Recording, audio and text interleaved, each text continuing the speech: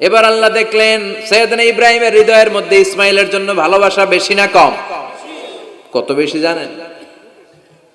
সাইয়েদনা ইসমাইল যখন দুনিয়াতে এসেছে তখন সাইয়েদনা ইব্রাহিম আলাইহিস সালামের বয়স ছিল 86। কত? আপনাকে বাগেরহাটে 86 বছর বয়সে কারো বাচ্চা কাচ্চা হয়? হ্যাঁ, আছে এরকম পালোয়ান? আছে কেউ? নাই। সাইয়েদনা ইসমাইল যখন এসেছে দুনিয়ায় তখন সাইয়েদনা ইব্রাহিমের বয়স কত ছিল? 86। তার মানে 86টা বছর আল্লাহর কাছে কাঁদছে আর দোয়া করছে, আল্লাহ একটা সন্তান দাও দাও দাও, দেয় নাই। 86 বছর বয়সে যে যেই সন্তানটা দিল ওই সন্তানের প্রতি মায়া, দরদ, মোহব্বত, ভালোবাসা বেশি না কম? আল্লাহ দেখতে চাইলেন ওই ছেলের জন্য মায়া বেশি নাকি আল্লাহর জন্য বেশি। আল্লাহ ডেকে বললেন, ইব্রাহিম দেখি হৃদয়ে কার জন্য দরদ আর ভালোবাসাটা বেশি। যাও আমার সন্তুষ্টির জন্য 86 বছর বয়সে পাওয়া কলিজার টুকরা দুধের বাচ্চা ইসমাইলকে জবাই করে আমার খুশি অর্জন করো। জবাই করো, স্যাক্রিফাইস করো, আমার জন্য উৎসর্গ করো।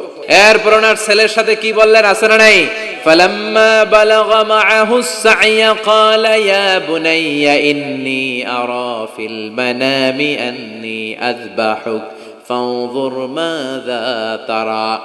দুধের বাচ্চা ছোট্ট ইসমাইল ডেকে বলে, ও ইসমাইল আমি স্বপ্নে দেখেছি আমি তোমারে জবাই করছি, এখন কি করব? সুবহানাল্লাহ। আমার আব্বা যদি আমার কইতো, আপনার বাবা যদি বলতো, আব্বা তোরে তো দেখছি স্বপ্নে জবাই করি, আমরা কইতাম আব্বা আমার দেখেন না, আমার বড়টারে দেখছেন। কথা কন। আমরা বলতাম ছোটটারে দেখছেন, ওইটারে জবাই করেন, মাইজ্জাডারে করেন, বড়ডারে করেন, আইন আই হাইতান্ন। সুবহানাল্লাহ কইবেন না? কি বাবা, কি ছেলে। ইন্নী আরা ফিল মানামি আন্নী আযবাহুক ফানজুর মাযা তারা। ইসমাইল স্বপ্নে দেখেছি তোমারে জবাই করতেছি, কি করব কও? সাইয়েদনা ইব্রাহিম এই প্রশ্ন করার পরে সাইয়েদনা ইসমাইল বললেন, ক্বালা ইয়া আবাতি ফাআল মা তুমার। বাবা আপনি স্বপ্নে যা দেখেছেন ঠিক তাই করেন, যা দেখেছেন তাই করেন। আমগো পোলা গুলাও পোলা, ওনার পোলাও পোলা। সাতাজিদুনি ইনশাআল্লাহু মিনাস সাবিরিন। আব্বা আমি তো ডরাই না, আপনি ডরায়েন না। আমি ভয় পাই নাই, আমি ভয় আছে, আপনি ভয় পান কিনা? আল্লাহু আকবার। কি ছেলে দিয়েছিল আল্লাহ তারে। ইফআল মা তুমার সাতাজিদুনি ইনশাআল্লাহু মিনাস সাবিরিন। ও বাবা আপনি ভয় পায়েন না, ইনশাআল্লাহ আপনি আমারে ধৈর্যশীল দেখতে পাবেন, আপনি আমারে ধৈর্যশীল দেখতে পাবেন। তাহলে ছেলের সাথে কি কথা হয়েছে কোরআনে আছে না নাই? বলতে দেরি, ছুরি নিয়ে গলার মধ্যে ছুরি চালাতে 1 সেকেন্ডও দেরি করে নাই। সুবহানাল্লাহ পড়েন। তার মানে এই পরীক্ষায়ও আল্লাহ বললেন, ক্বাদ সাদ্দাকতার রুইয়া ইন্না কাযালিকা নাজজিল মুহসিনিন। ইব্রাহিম ছুরি আর চালায়ও না, ইসমাইলকে মারা আমার উদ্দেশ্য না, তোমার হৃদয়টা দেখা উদ্দেশ্য। এই ইসমাইল মরে গেলে তো সব ঘটনা উলট পালট লেগে যাবে, কারণ আখিরি জামানার পয়গম্বর বিশ্বনবী মুহাম্মদ রাসূলুল্লাহ সাল্লাল্লাহু আলাইহি ওয়াসাল্লাম এই ইসমাইলের বংশে পৃথিবীতে আগমন করবে। চিল্লায় কোন ঠিক কিনা? ইসমাইলকে বাঁচিয়ে রাখা আল্লাহর জন্য ওয়াজিব, আল্লাহ নিজের জন্য এটাকে আবশ্যক করেছেন। সুবহানাল্লাহ পড়েন। Could you imagine কি স্যাক্রিফাইস তিনি করেছেন? প্রতিটা পরীক্ষায় পাস। পরীক্ষার ফলাফলে আল্লাহ কি বললেন? তোমার আমি কি বানাইলাম? নেতা। নেতা হওয়া এত সোজা না। লিডারশিপ কোয়ালিটিটা অনেক গুরুত্বপূর্ণ কোয়ালিটি, এটা চাইলেই পাওয়া যায় না। এটা নিজেকে তিলে তিলে পরীক্ষায় উত্তীর্ণ করে, কষ্টি পাথর দিয়ে যাচাই বাছাই হওয়ার পরে নিজেকে প্রমাণ করে করে নেতা হতে হয়। চিৎকার করে বলেন ঠিক কিনা? আল্লাহ বললেন, আমি আমার খলিলরে খালি পরীক্ষার উপর পরীক্ষা নিলাম। যারে আল্লাহ ভালোবাসে বেশি তার জীবনে পরীক্ষাও। বিশ্বনবীরে আল্লাহ বুঝাতে চাইলেন, ও আমার নবী আপনার জীবনটা পরীক্ষাময়, এত পরীক্ষা দেখে বিচলিত হওয়ার কিছু নাই, টেনশনে পড়ার কিছু নাই, নিরাশ হওয়ার কিছু নাই। আপনার পিতা ইব্রাহিমকেও এরকম অনেকগুলো আমি পরীক্ষা নিয়েছি, আর প্রতিটা পরীক্ষায় আমার ইব্রাহিম খলিল সফলতার সাথে উত্তীর্ণ হয়েছে। আসাদুন নাসি বালাআন আল আম্বিয়া। এই পৃথিবীতে সবচেয়ে বেশি বালা মুসিবত আর পরীক্ষা আসে নবীদের। কাদের? সুম্মাল আমসাল ফাল আমসাল। এরপরে সিদ্দিকিনদের, শুহাদাদের, সালেহিনদের। ইবতালা আর রাজুলু হাসাবা দীনি। ব্যক্তির দিনদারি যত বেশি তার উপর আল্লাহর পরীক্ষাও। এজন্য মুমিন পরীক্ষাতে ভয় পায় না, মুমিন কখনো বিচলিত হয় না, মুমিন ভরসা রাখে একজনের উপর। চিল্লায় বলেন তিনি কে? আল্লাহ বললেন পরীক্ষার পর পাহাড় সম পরীক্ষা দিয়ে আমি আমার খলিল ইব্রাহিমকে যাচাই করেছি। একটা পরীক্ষায় ইব্রাহিম ফেল করে নাই, প্রতিটা পরীক্ষায় পাস। এগুলো বলে বলে বিষ্ণুনবীর আল্লাহ সান্ত্বনা দিচ্ছেন, নবী ওরা আপনারে গালি দেয় জাদুকর বলে, ওরা আপনারে গালি দেয় গণক বলে, ওরা আপনারে কবি বলে গালি দেয়, ওরা আপনারে পাগল বলে গালি দেয়, একটার পর একটা পরীক্ষায় আপনি জর্জরিত হচ্ছেন। নবী আপনার পিতা ইব্রাহিম তার চেয়েও বেশি পরীক্ষায় পড়েছে। দুনিয়াতে আমরাও যারা পরীক্ষার শিখা, আমরাও সাইয়েদনা ইব্রাহিমের জীবনী থেকে শিক্ষা নেওয়ার দরকার আছে না নাই? গালি আসবে, মন্দ কথা আসবে, বিপদ আসবে, জেল জরিমানা আসবে, ঝুঁকি আসবে। এই ঝুঁকি আর রিস্কের মধ্য দিয়ে কালিমার দাওয়াতের প্রচারের কাজ করতে হবে। চিল্লায় এখন ঠিক কিনা? এটাই মুমিনের বৈশিষ্ট্য। ঝুঁকি, বিপদ, পরীক্ষা, বালা, মুসিবত এগুলো মুমিনের লক ছাড়ে না, পিস ছাড়ে না। কারণ মুমিনরে পছন্দ করে কে? মুমিন খুব ভালো করেই জানে বিপদের পরেই বিজয় দান করবে কে। রাত্রি যত গভীর হয় সুবহে সাদিকের সময় কাছে আসতে থাকে, গর্ভবতী নারীর পেটের ব্যথা যত বাড়তে থাকে, নতুন মেহমান দুনিয়ায় আসার সময় ঘনাতে থাকে, তেমনি ইসলামের পক্ষে যারা কথা বলে তাদের উপর বিপদ, ঝুঁকি, অত্যাচার, অনাচার যত বাড়তে থাকে, কালেমার বিজয়ের সময়টাও কাছে আসতে থাকে, কাছে আসতে থাকে। এই নাজরানা আমাদেরকে দিতে হবে।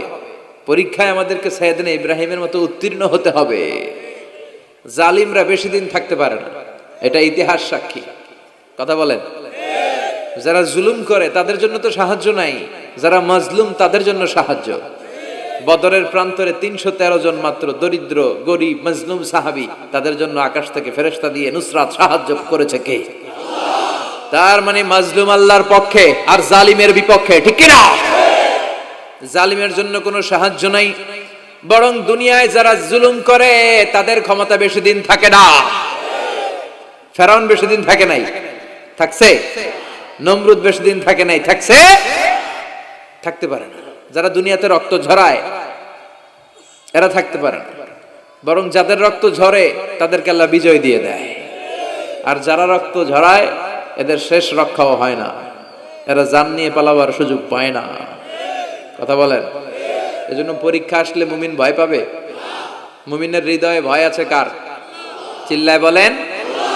আল্লাহর ভয় নিয়ে থাকতে হবে। সাইয়েদনা ইব্রাহিমকে একটার পর একটা পরীক্ষায় আল্লাহ ফেলেছেন, একটার পর একটা পরীক্ষায় আল্লাহ ফেলেছেন, কিন্তু এই পরীক্ষায় তিনি গোল্ডেন এ প্লাস। সুবহানাল্লাহ পড়েন। রব্বুল আলামিন বলেন, ওয়া ইয বিতালা ইব্রাহিম রাব্বুহু বিকালিমাতিন ফাতাম্মাহুন্না ক্বালা ইন্নী জাইলুকা লিন-নাসি ইমামা। ও খলিল, একটার পর একটা পরীক্ষা আমি তোমার জীবনে নিয়েছি। বিশ্বনবীরে বললেন আমার ইব্রাহিমের উপর একটার পর একটা পরীক্ষা আমি নিয়েছি, ইব্রাহিম প্রতিটা পরীক্ষায় পাস। আর খুশি হয়ে আমি বললাম, ইব্রাহিম আমি তোমার নেতা বানায় দিলাম। আল্লাহ put Sayyidina Ibrahim in some tests and trials, and Sayyidina Ibrahim successfully overcome all the tests.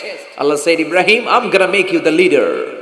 Ibrahim আমি তোর লিডার বানাই দেব, এই ফলাফল স্বরূপ তোমার আমি গোটা বিশ্বের নেতা বানাই দিব। I'm gonna make you the leader. এজন্য সাইয়েদনা ইব্রাহিমকে নেতা বানাই দিলেন কে? একটার পর একটা পরীক্ষা তিনি দিয়েছেন। একটাও সাধারণ পরীক্ষা ছিল না, সব ভয়ঙ্কর পরীক্ষা।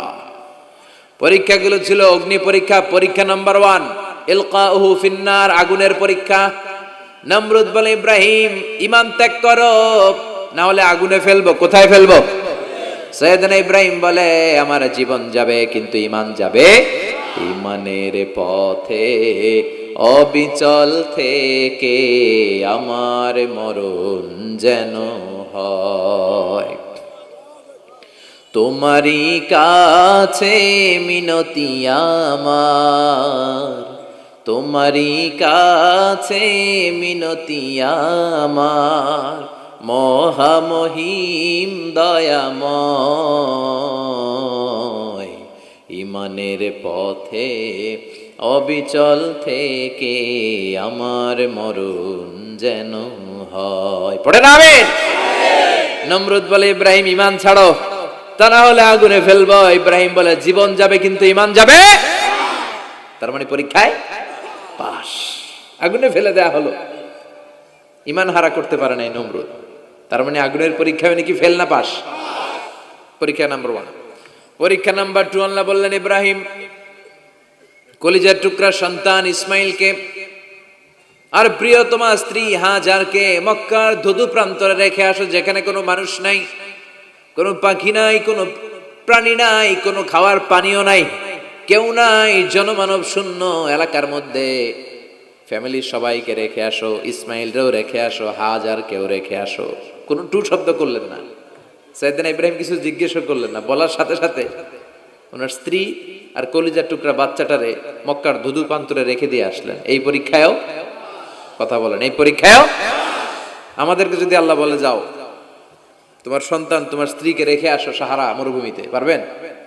হ্যাঁ, কি পরীক্ষা দিয়ে আল্লাহর প্রিয় হয়েছে। তার মানে আগুনের পরীক্ষায় পাস, ফ্যামিলি বিসর্জন দেওয়ার পরীক্ষায় পাস।